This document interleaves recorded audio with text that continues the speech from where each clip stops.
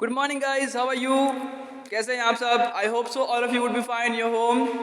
Be safe from cold and corona both. Okay? Hi. Guys previous class में हम लोगों ने मेजरमेंट के बारे में देखा था और मेजरमेंट से रिलेटेड कुछ बातों पे डिस्कशन किया था कि क्या होता है मीटर, क्या होता है सेंटीमीटर, क्या होता है किलोमीटर, किस यूनिट की जरूरत कब है, कहाँ पर सेंटीमीटर चाहिए, कहाँ पे मीटर, कहाँ पे मिलीमीटर और कहाँ पे किलोमीटर चाहिए। यहाँ तक कि मैंने ये भी बता दिया था कि लाइट ईयर्स की जरूरत कब पड़ेगी guys. Yes no? So let's move further.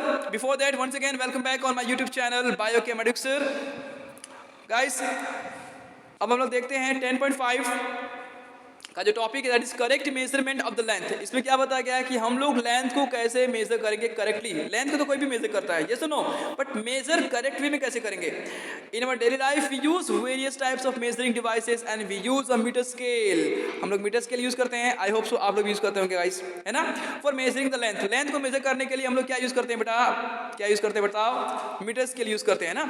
Okay, a tailor uses a tape whereas cloth merchant uses a metre rod. यानी कि क्या बताना चाहता है कि अगर दर्जी है, कपड़ा सिलने वाला है, उसके पास भी एक टेप होता है जो आपके साइज को नापता है, आपके कपड़े के साइज को नापता है। वेयर एज क्लॉथ मर्चेंट यानी कि व्यापार करने वाला, किसका व्यापार, कपड़े का व्यापार करने वाला जो होता है, उसके पास एक मीटर रॉड होता है। याद करो जब आप लोग दुकान में जाते हैं कपड़े खरीदते हैं तो उनके पास इतना बड़ा, बहुत बड़ा सा एक लोहे का एक रॉड होता है जिसे वो नापता है। Yes no? For measuring the length of an object you must choose a suitable device. मतलब क्या बोला जा रहा है कि अगर आपको किसी भी चीज की लंबाई को नापना है बेटा तो आप लोग एक सुटेबल डिवाइस को यूज करेंगे ना। Okay, so you can not measure the girth of tree और the size of your chest using the metre scale. मतलब क्या बोला जा रहा है कि आप अपनी छाती को, अपने चेस्ट की साइज को अगर नापना है या कि किसी पेड़ की मोटाई को नापना है भाई, तो उस समय आप लोग मीटर स्केल का तो यूज नहीं करेंगे आप लोग। Yes or no? So, for small measurement such as length of your pencil, you can use 15 centimeter scale। अगर आपको अपने पेंसिल की लंबाई को नापना है तो आप लोग क्या यूज करेंगे बताओ, क्या यूज करेंगे आप लोग? आप लोग यूज करेंगे सेंटीमीटर वाली scale. Okay, so in taking measurement of the length we need to take care of the following. What?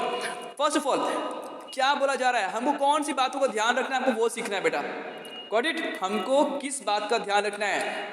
पहला, place the scale in contact with the object along its length as shown in the figure 10.7। ध्यान से देखो बेटा, अगर आप ध्यान से देखेंगे तो आपको समझ में आ जाएगा क्या बोला जा रहा है। यहाँ पे ये बोला जा रहा है कि अगर ये एक ऑब्जेक्ट है, दिस इज एन ऑब्जेक्ट, आपको ये देखो बेटा, ये जो ऑब्जेक्ट है ना ये 3D है, this is 3D image and now we are studying that on the 2D page. Got it? तो अपने को इसका क्या करना है, अपने को इसकी लंबाई नापना है। देखो उसने क्या किया, यहाँ पे 0 रखा, ये 0 हो गया, ये 0 हो गया और यहाँ से इसको नापा हुआ है यहाँ तक। बताओ कहाँ पर आया, वो 13 पर आया है, दिख रहा है आपको, लगभग 13 पर आया हुआ है। तो इसका क्या मतलब हुआ कि इसकी लंबाई कितनी हो गई बेटा, 13 सेंटीमीटर हो गई। ठीक है बेटा, समझ में आ गया। उसके बाद सेकंड पॉइंट में क्या लिखा हुआ है, in some scales the ends may be broken, you may not be able to see the 0 mark clearly. मतलब कुछ स्केल में ऐसा होता है कि वहां पे 0 मार्क क्लियर दिखता नहीं है। गॉट इट ना? तो क्या करेंगे हम लोग उसको, you may not able to see the 0 mark clearly, उस समय क्या करेंगे, in such cases you should avoid what, क्या अवॉइड करेंगे हम लोग, taking measurement from the 0 mark of the scale. यानी कि जिस स्केल में 0 से प्रॉब्लम है, 0 के आसपास की जो रीडिंग्स हैं, जो लाइनिंग्स हैं, जो वो क्लियर नहीं है, तो हम लोग 0 का यूज नहीं करेंगे, हम लोग आगे से यूज करेंगे, 1 से यूज करेंगे। ठीक है बेटा, देखो और क्या लिखा है, you can use many other full marks of the scale से 1 सेंटीमीटर। मतलब आप लोग 1 से शुरू करेंगे, then you must subtract the reading of the mark from the reading at the other end. इसका क्या मतलब हुआ बेटा, देखो यहाँ पे मैं बता रहा हूँ, थोड़ा सा और क्लियर कर देता हूँ, एकदम इजी है। देखो यहाँ पर इसने 0 से शुरू किया हुआ है, दिख रहा है, ये हुआ 0, ये 0 हो गया, यहाँ पर 0 शुरू किया, ये वो 13 सेंटीमीटर हुआ। ठीक है, अब अगर बोला भाई कि कितना डिस्टेंस है, कितना लेंथ है, तो क्या करेंगे, 13 माइनस 0 करेंगे, इस इक्वल टू क्या आ जाएगा, 13 सेंटीमीटर आ जाएगा। ये होगा, इसकी लंबाई होगी। बट लेट सपोज कि अगर आप लोग क्या करते हैं, 0 से शुरू नहीं करते हैं, 1 से शुरू करते हैं। लेट सपोज अगर यहाँ पे 1 लिखा है, 1 सेंटीमीटर है, यहाँ पर आ गया तुम्हारा 14 पर आ रहा है, तो भाई आप लोग कैसे फाइंड करेंगे कि लेंथ कितना हुआ, तो आप लोग क्या करेंगे, higher value minus lower value कर देंगे, 14 माइनस 1 करेंगे, तो 14 माइनस 1 कितना हो जाएगा बच्चों, please tell me, 13। Yes, very good, 13 centimetre हो जाएगा इसका जवाब। Got it? गुड। तो इस तरीके से हम लेंथ को फाइंड कर लेंगे। ठीक है बेटा, आई होप तो आपको समझ में आ गया होगा क्या बताया जा रहा है। ठीक है, थर्ड पॉइंट में क्या लिखा देखते हैं अभी। थर्ड पॉइंट में लिखा हुआ है correct the position of the आई।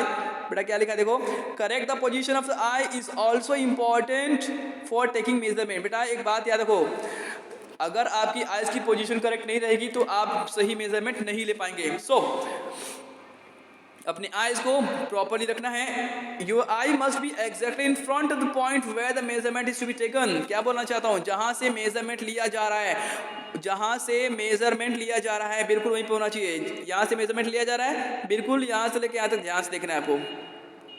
ठीक है, ओके। सो गाइस इस तरीके से हम लोगों ने देख लिया कि भाई किस तरीके से हमको सही तरीके से मेजर करना पड़ता है। ओके चलो आगे क्या लिखा है, एक्टिविटी देखो, एक्टिविटी, अच्छा हाँ ये इसमें देखेंगे एक्टिविटी 10.9 बी में क्या एक डायग्राम दिया हुआ है कि आखिर हमको कहाँ से व्यू करना है, अपना व्यू पॉइंट कहाँ से होना चाहिए। देखिए अगर ये लड़का यहाँ से देख रहा है तो उसकी आंखें इस एंगल से देख रही है, ये लड़का यहाँ से देख रहा है उसकी आंखें इस एंगल देख रही है। दोनों के दोनों जो हैं आमने सामने नहीं है, अगल और बगल में है, मगर अपने को कहाँ रहना है भाई, एकदम इन फ्रंट रहना है, in front. This is the correct way. बात समझ में आ गया guys, got it, very good, I hope so आपको समझ में आ गया होगा। अब एक्टिविटी थर्ड दिया गया बेटा, एक्टिविटी थर्ड में क्या बताया गया जरा वो भी देख लेते हैं। Measure the height of your classmate using hand span and then by using a meter scale. बेटा ध्यान से देखेंगे, measure the height of your classmate using hand span and then by using the meter scale. For this ask your classmate to stand with his back against a wall. Make a mark on the wall exactly above his head and now measure the distance from the floor to this mark on the wall with your hand span and then with a meter scale. Let all other students measure this length in a similar way. बेटा एकदम easy way में बताया गया है। क्या बताया कि easy way में मैं बता रहा हूँ। देखो आपको मालूम है कि लेट्स सपोज अगर ये आपकी क्लास का ग्राउंड फ्लोर है यहाँ पर और ये हो गया आपकी क्लास की दीवार हो गई, लेट्स सपोज, और नाउ ये हो गया। ठीक है, अब देखो ये जो है एक लड़का, यहाँ पे एक लड़का खड़ा है, ये लड़का हो गया है 1 2 3, ये लड़का है, उसकी हाइट देखो ये यहाँ पे खड़ा है लेट्स सपोज। ठीक है ना, अब देखो हमको क्या करना है, यहाँ पर एक मार्क कर देना है, ये मार्क कर दिया। अब क्या करना भाई, मार्क करने के बाद क्या करना है, बोलो क्या करना है। जैसे मार्क करने के बाद यहाँ से लेके यहाँ तक हमको डिस्टेंस देखना है कि कितना हाइट हुआ। अब देखो अब ये तुम कैसे कर सकते हो, या तो तुम अपने हैंड से करो या तो फिर मीटर स्केल से करो। ठीक है, तो इस तरीके से हम लोग क्या करेंगे भाई, हाइट नाप लेंगे कि हाइट कितनी है। आई होप आपको समझ में आ गया होगा इस। यस बेटा, चलो आगे देखते हैं आगे क्या लिखा हुआ है। आगे तो यहाँ पे कुछ खास लिखा नहीं है, चलो इस तरफ देखते हैं बेटा, इस तरफ देखते हैं कुछ लिखा है क्या खास। देखो यहाँ पे क्या लिखा हुआ है, यहाँ पे बता रहा हूँ मैं आपको। यहाँ से पढ़ेंगे, यहाँ से everybody is using the same scale and not different hand span, this could be due to the small error in taking observation in higher classes we will learn. मतलब इसमें यही बात बताई गई है कि भाई हम लोग जो है अलग अलग तरीके से डिस्टेंस को नापते हैं और हायर क्लासेस में और भी हायर तरीके से पढ़ेंगे। ठीक है, चलो नेक्स्ट, चलो एक और टॉपिक फिनिश कर लें, आई होप सो। थोड़ा सा और एक टॉपिक देख लेते हैं, एक एक्टिविटी और देख लेते हैं गाइस। चलो ठीक है, 10.6 में देखते हैं measuring the length of the curve line. बच्चों हम लोग जरूरी थोड़ी ना है कि हम लोग एकदम सीधा ही चले, ये जरूरी तो नहीं है कि हम लोग सीधा चलें, हो सकता है कि हम लोग टेढ़ा भी चले, हो सकता है हम लोग गोल चले। कैसे, अरे भाई जरूरी है हमारा रास्ता क्या एकदम ऐसा सीधा होगा, नहीं, वो ऐसा भी हो सकता है, ऐसा भी हो सकता है, ऐसा भी हो सकता है, ऐसा भी हो सकता है, कैसे भी हो सकता है, यस नो। तो हमको सभी प्रकार के सभी सर्कमस्टेंसेस में अपने को डिस्टेंस फाइंड करने आना चाहिए। ओके गाइस, तो how can do it, just like see here.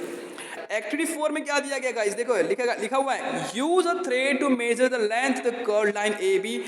बेटा देखो ध्यान से, ए से लेके बी तक आप जा रहे हैं तो लाइन जो है वो थोड़ी टेढ़ी और मेढ़ी दोनों है, टेढ़ी भी है और मेढ़ी भी है। So put knot on the thread near one of its end and place this knot to on the point ए।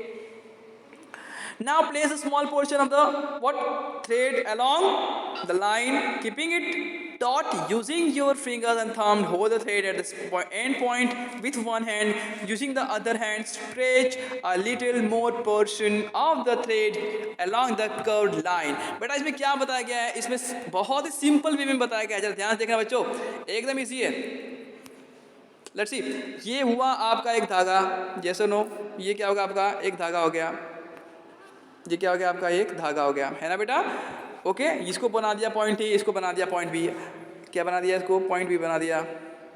ठीक है बेटा, अब कुछ नहीं करना, हमको क्या करना है भाई, हमको क्या करना है, हमको इतना ही करना है कि यहाँ से लेके यहाँ तक इसकी लंबाई नापना है। तो अपने पास एक रस्सी होगी, लेट्स सपोज एक रस्सी है या एक मीटर वो टेप पट्टी है, यहाँ पे हम लोग उसको मतलब क्या करेंगे, टच कर देंगे और यहाँ से बिल्कुल ध्यान से यहाँ से होते हुए नापेंगे आराम से, जहाँ जहाँ मुड़ा हुआ है वहाँ वहाँ उस पर रखते जाएंगे और आगे बढ़ते जाएंगे और यहाँ तक पहुँच जाएंगे और जो भी वैल्यू होगा वो हो जाएगा उसका आंसर। यस गाइस, समझ में आ गया होगा आप लोगों को, I hope so, I hope सबको समझ में आ रहा होगा गाइस। चलो थोड़ा सा और पढ़ लेते हैं, उसके बाद ब्रेक। ओके गाइस, क्या लिखा हुआ देखेंगे आप लोग, इसमें भी वही लिखा हुआ है, देखो वही लिखा हुआ है कि on repeating this process till the other end B of the curve line is reached, make a mark on the thread where it touches the end B and now trace the thread along the meter scale, measure the length with knot in the beginning and the final mark on thread and this gives the length of the curved line AB।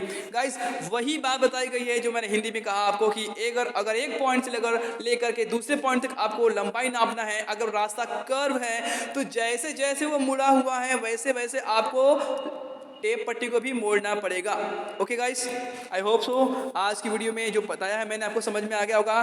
फिर भी अगर कोई doubt हो तो please comment box में मुझे लिख के भेजिएगा। एंड तब तक के लिए bye bye, good bye, thank you.